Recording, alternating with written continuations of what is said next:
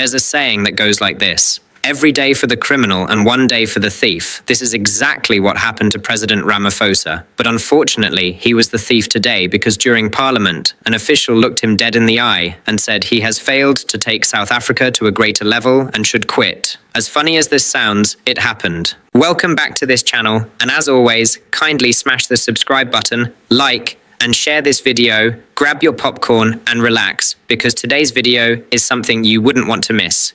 Kanjal, my boy, show them what they don't know.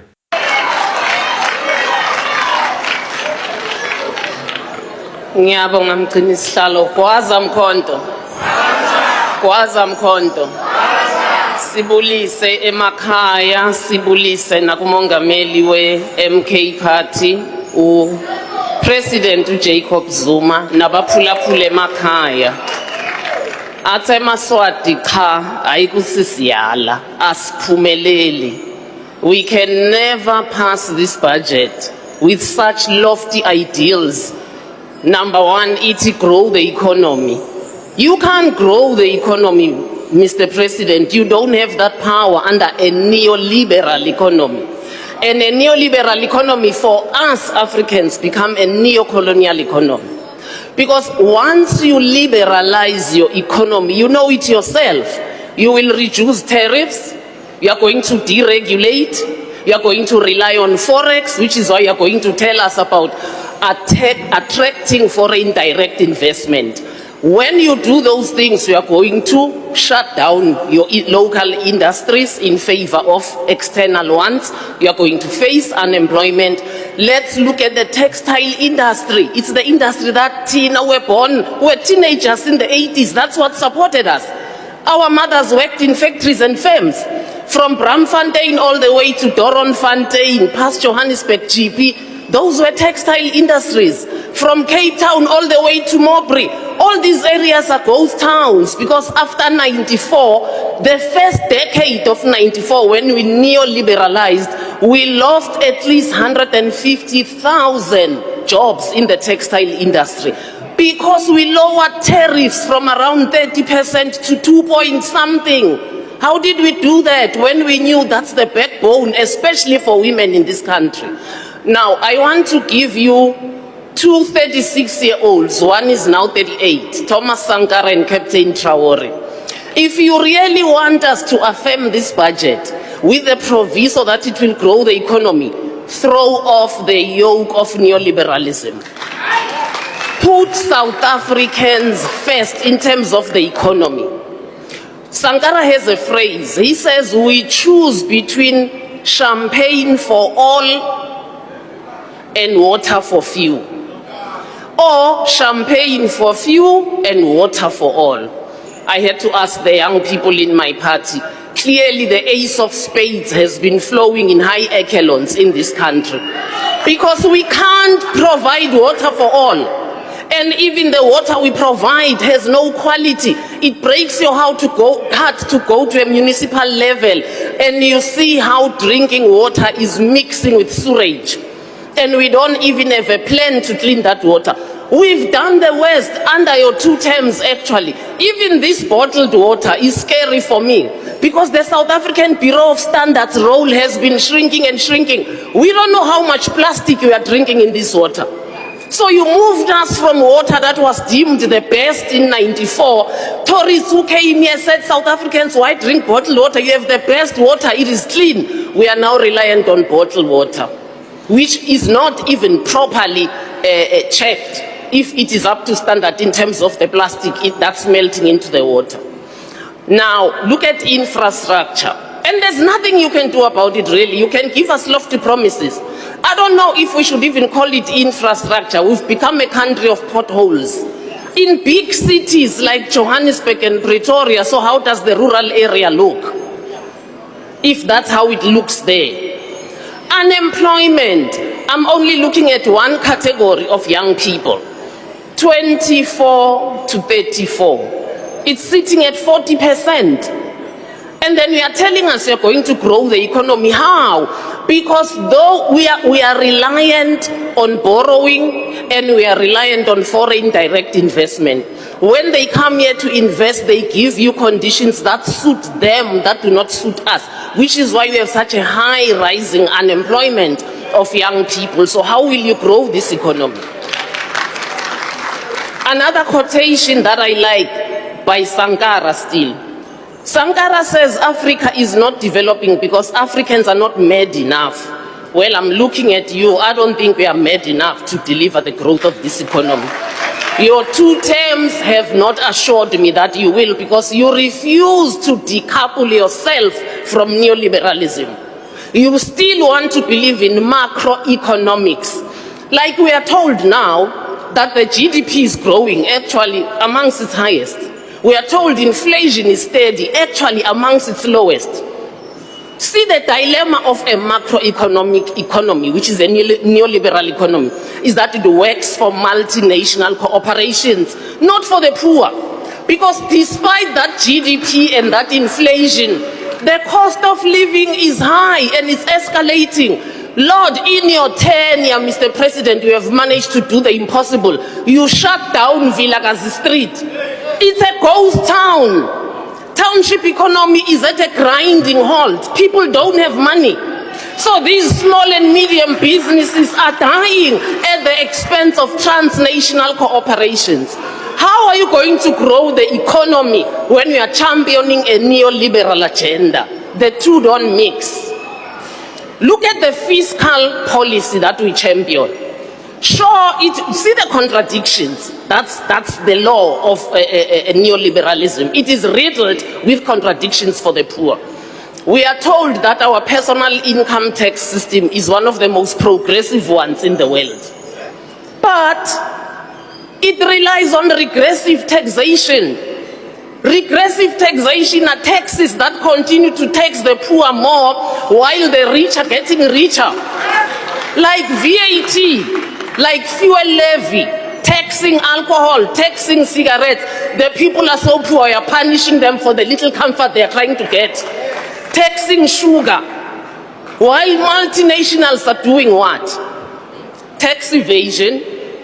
They are transferring their profits abroad without us taxing them adequately. They are price misinvoicing. We are not building the SARS structure that taxes corporates adequately. We are focusing on building the SARS structure that's taxing individuals. So to work in South Africa is a crime because you bear the brunt of taxation. We lose annually, Mr. President, from illicit financial flows. This loose corporate tax system we are running, an estimate of at least 100 billion rands. And that's in the cigarette industry. Only, I'm not talking the other areas. Imagine if we halved that, how much difference it would make in the tax brackets of ordinary people. We will lower taxation. You want MK to confirm this budget? Talk to us about lowering taxation of individuals. Talk to us about lowering personal income tax and taxing multinationals. Then we shall stand here and say, oh, the African in the African National Congress is alive. It has come back. So we'll support you. At the moment you are running a national congress, the African is dead. So we can't support this because we are standing for Africans. And then you tell us you are going to dismantle criminal syndicates. How? The criminal syndicates are in your house. How are you going to dismantle them? They are in your living room. How will you dismantle them? They are under the sofa. They are in the constitutional and the legal system. They are in the municipalities. They are in the police. I mean, in the defense force. Whole caches of arms go missing. How are we running a defense force where people can just break in and steal weapons? Order, honorable member. How are we going to do Honorable that? So, Shabalala. for us, Can you just take your seat? There's a member who wants to raise a point of order. Order. Honorable Chabalala, there is a seat here. it's on the other side. Okay, we will provide for the other seat. Honorable Nyai. Honorable Speaker, I rise on Rule 85. The Honorable Member casts expression that in the House of the President there are criminals impeached.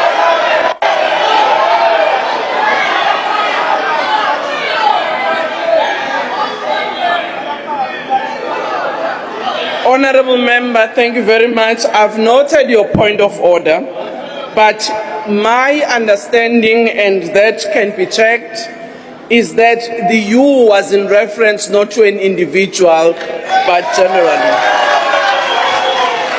Honorable Member, you can continue.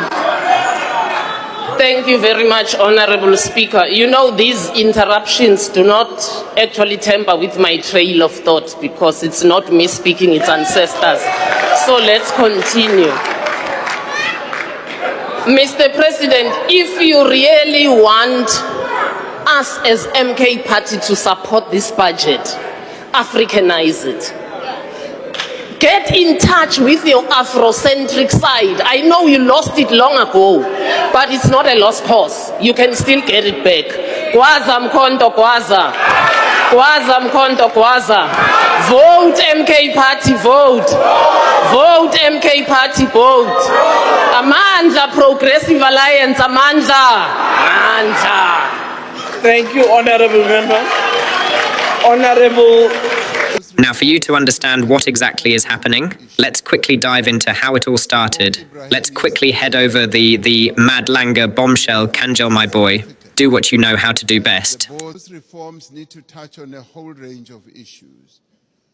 Mr. Mo Ibrahim yesterday even spoke about something that we may think is insignificant, that the boards of directors of your multilateral institutions are not made up of independent directors. They are largely internal people or shareholders.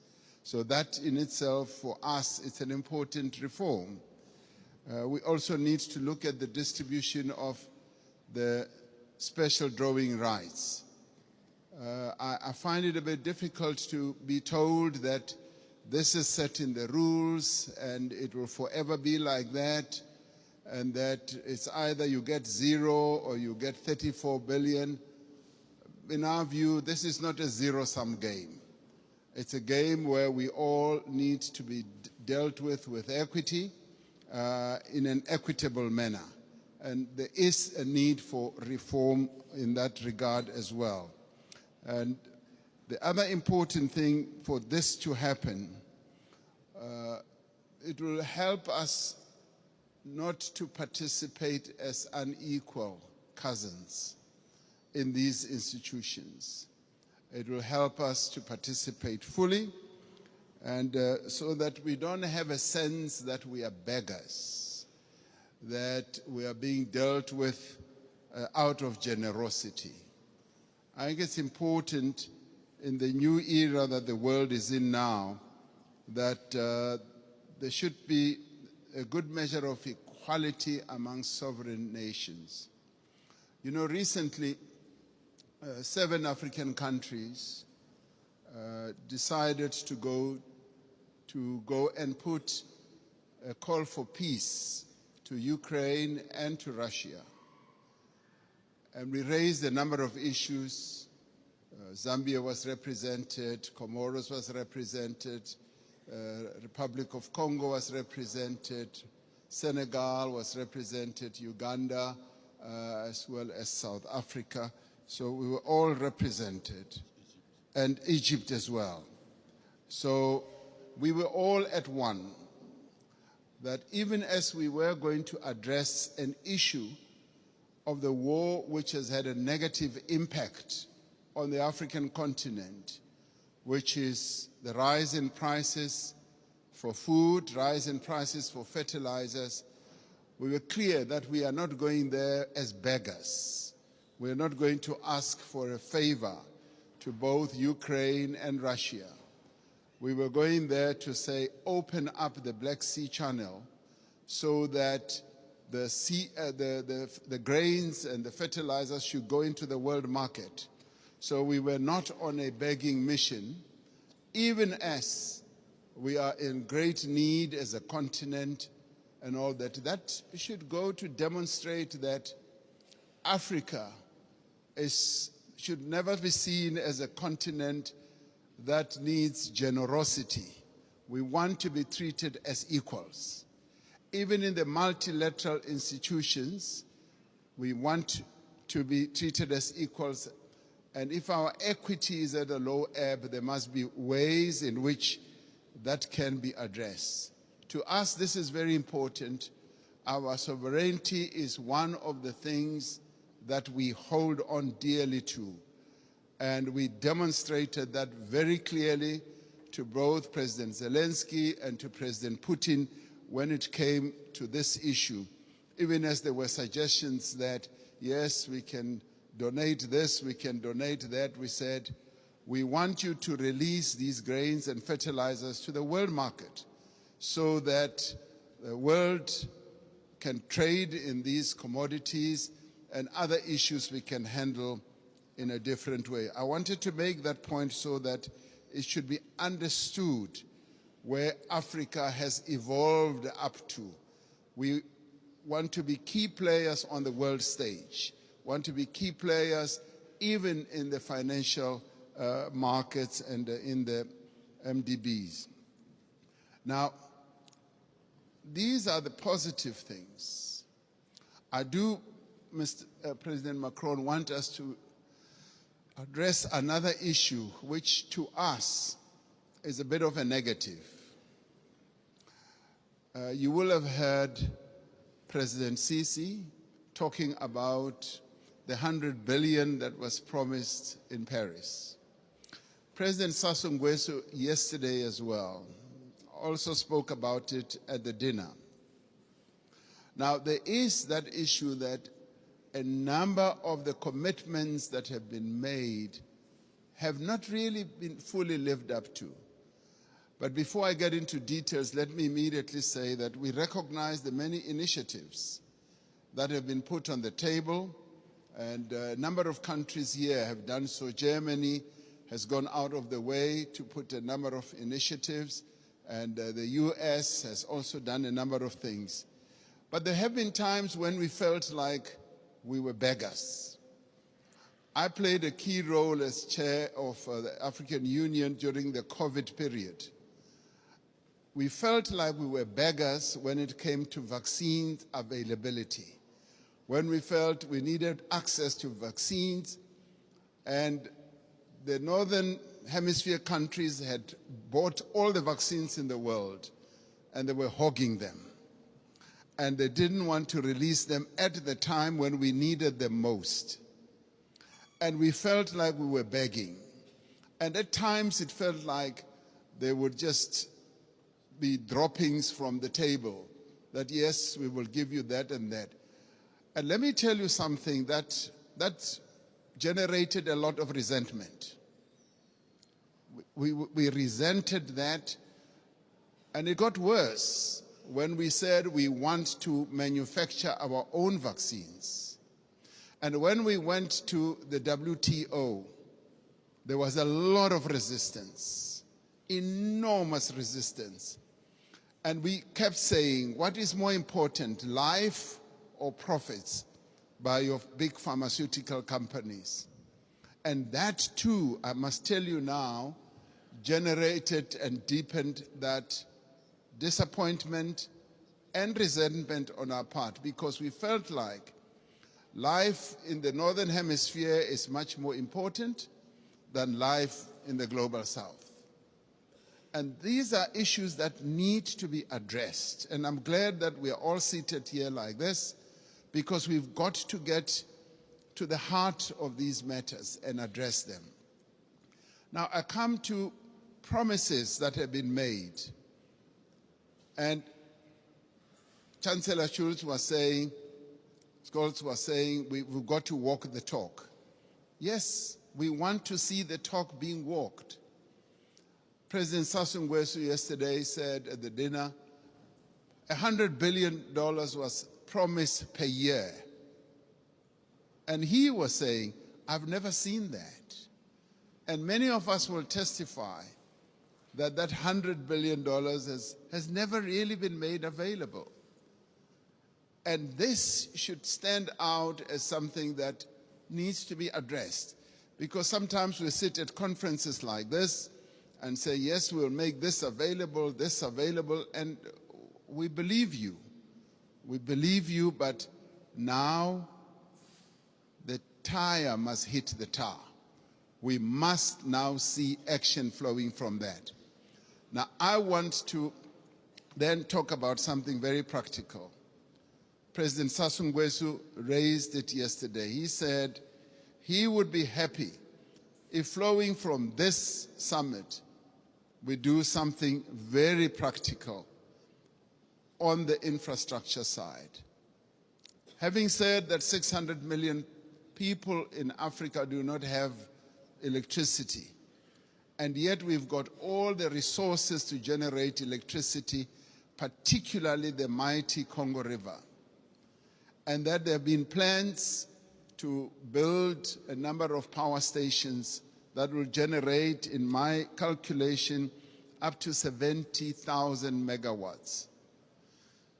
And he said, and I want to speak in support of this proposal, that to prove that these summits are not summits where we just talk, flowing from the Paris COP as well as others, let us now put money on the table and collectively say we are going to address this mega project. A mega project which will in the end generate electricity for up to